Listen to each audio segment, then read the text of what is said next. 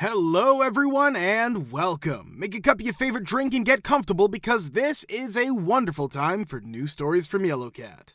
Send your own stories in the comments below and maybe they'll be in our new video. Today we have new amazing stories, so subscribe to the channel if you're not subscribed yet.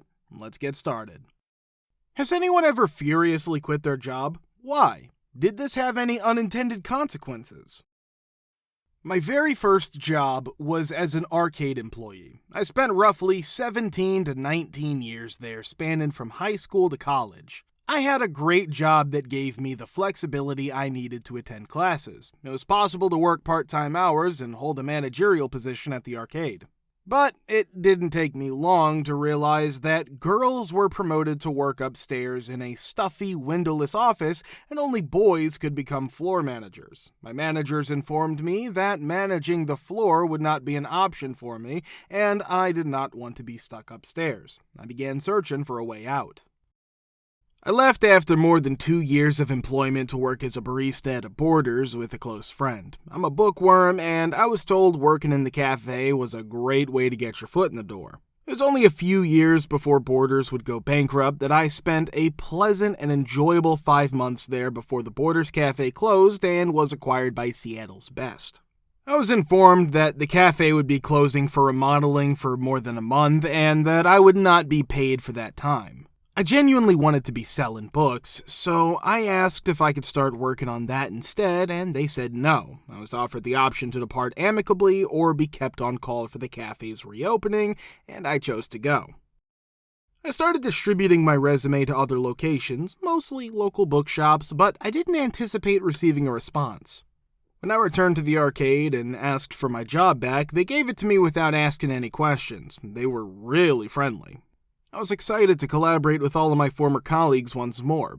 But a few days prior to starting work again, my local comic book store was one of the stores I dropped off my resume at, and they called me back to ask for an interview. They said they liked me during the interview and asked to begin working with me. I informed them of my position and informed them that they might have to wait 2 weeks while the arcade looked for a new employee, even though I knew I was supposed to start working there again. I told my manager that I had received an unexpected call from the comic book store asking to hire me on my first day back at the arcade.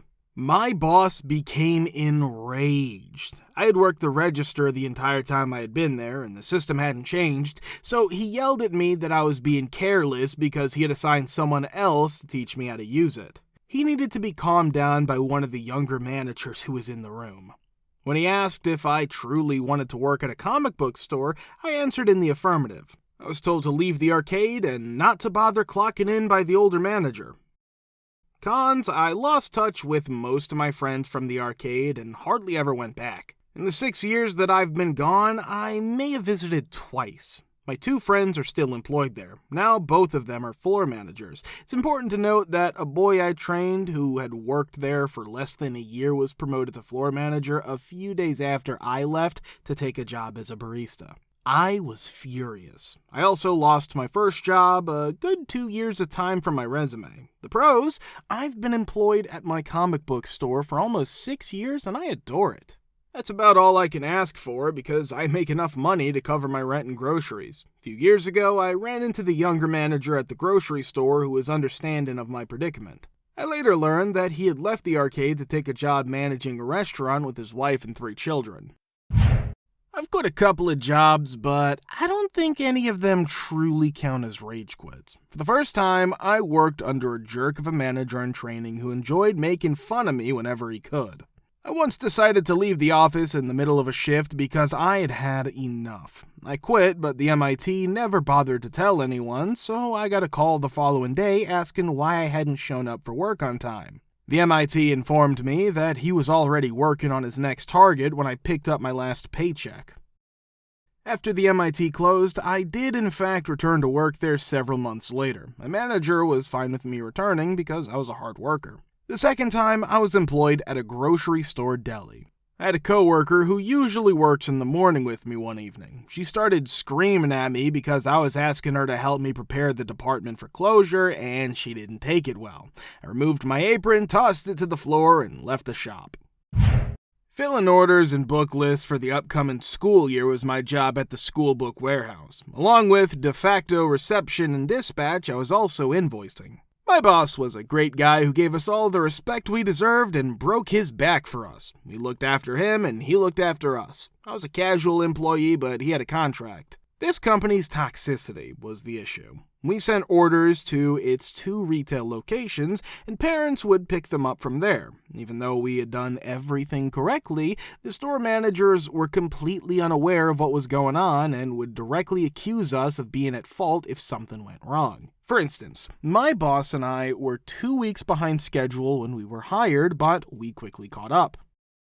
The store managers soon begin to arrive at the warehouse and are having serious conversations with my boss. They would come in day after day, and it was obvious that my boss wanted things to be better, but could not get approval to take any action. We all continued to plod along infuriatingly, but the strain was starting to show. Specifically, one of the managers was a real a-hole who made fun of my boss and his coworkers. When we arrive at work one day, the managers are there. Once we're all together, my boss says he'll be sticking with his contract. At the end of the day, though, he received a call informing him that he had been fired.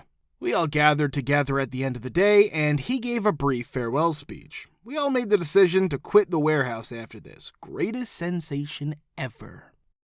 After we had all left, a friend of mine returned 10 minutes later to retrieve his laptop that he had left there. When the S-head manager asked if my friend would be working the following day, he replied negatively. In essence, he went through a list of names with my friend declining each time.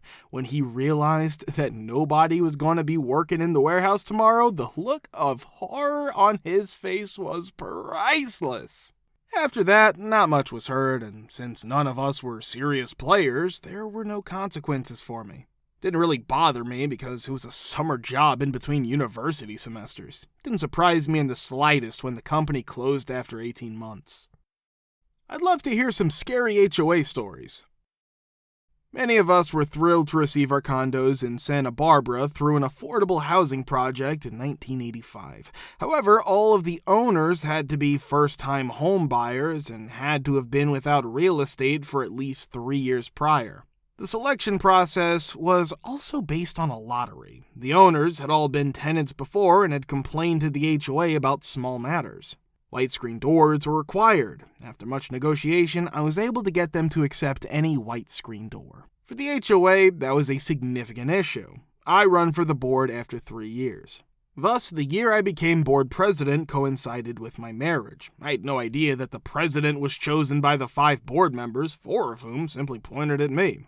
Okay, I received a wedding planner and she was excellent, but the vice president was in charge during my honeymoon. He detested the fact that our trash cans lacked our unit numbers, so he decided to mark them however he saw fit because his family-oriented neighbors were throwing their extra trash in his trash can with paint spray orange, adjacent to a neighbor's recently purchased white BMW 500 item. After returning from Kauai, I was hit with a lawsuit filed by the BMW owner against the vice president and the HOA as soon as I got out of the car. The best ever redo for that car was done at the best car shop in the county, and it cost the HOA about $2,000. The vice president paid damages exceeding 4 figures. We sold and relocated. 3 other homes that we have owned are not in a deed association. My friend lives in a newer neighborhood with an HOA, but I don't. In Ohio, if you don't live in a city, town, or village, you live in a township. There are many townships in a county, each run by an elected board of trustees in addition to the county commissioners. We both live in the same township, but in different neighborhoods. Things went wrong for him and his neighbors because their HOA didn't check the township laws before writing their CC&Rs. The homeowners association let them put their trash out at the curb the night before it was picked up. This is important to note. They could use both trash cans and loose trash bags. Well, everyone got a ticket in the mail the next day for having loose trash bags. That the HOA wasn't the one who should have fined them, and that they could ignore the fines because it was probably their mistake and they would fix it. After getting fined for loose trash bags for a month, my friend tells me about it. The ticket was what I asked to see. As soon as I did, I told him that the ticket didn't list his HOA, but the township. Then I told him that because we lived next to the biggest county park and had raccoons eating the trash, the township law said that loose trash bags could not be put out at the curb until an hour before pickup.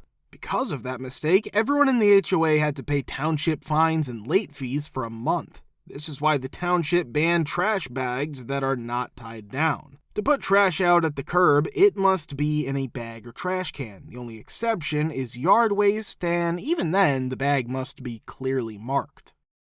Recreational vehicles are also not allowed to be parked in our township. This isn't a big deal for us because we live close to a number of state parks that offer RV and boat storage for a reasonable annual fee. For a short time, you can get a permit to park the car at your house, but you can only do that for 3 days. They say that campers, boats on trailers, jet skis, and trailers are all examples of recreational vehicles. This rule was put in place because some jerks were using RVs as party areas on their own land and having loud parties in them. Others were using them as places to stay for guests. This rule was also broken by some people in my friend's HOA. The township didn't let RVs stay parked forever, but the HOA did. You already know what happened. I moved into a condo in an old building. HOA due upon move-in in April 2017, $260. High, but all utilities, excluding electric, are covered, as well as building insurance and maintenance. All right. The parking lot requires new pavement then. Not even the president of the HOA has a parking space. They were limited spots in a downtown property. They were deeded per unit at sale. Parking spot owners now have to pay an additional $50. All right, so get 2 terrible part-time jobs right away after losing your high-paying job. Make 2 mistakes in payments, take the fines, and move forward with the board to find a solution. I once heard the board secretary talking on the phone about how her personal unit's windows were paid for by the HOA. Windows not the HOA responsibility? I conduct some research. In essence, she is embezzling money.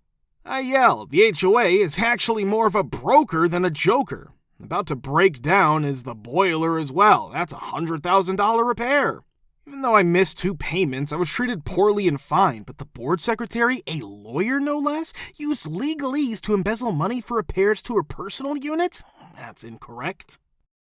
Even though I paid according to the bylaws, missing 2 consecutive payments equals lien on property, so she and I are going to court. Oh, and monthly fees are now $335.